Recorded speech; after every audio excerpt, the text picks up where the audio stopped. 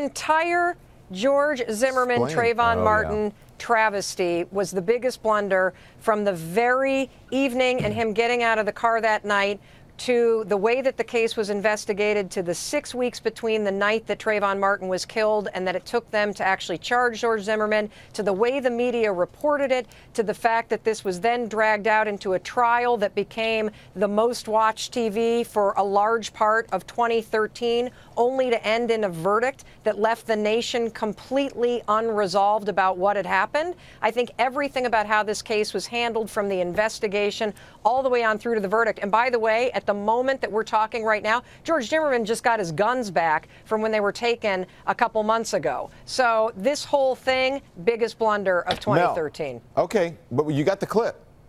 Oh. Yeah. See, Play you were going. This got you so fired up. I got so fired up. Seriously, you blundered on the clip. This is the biggest blunder of this particular segment. No, seriously, this is a serious story. Let's look at the clip and then we'll talk more. We, the jury, find George Zimmerman not guilty. It's a stunner, Nancy.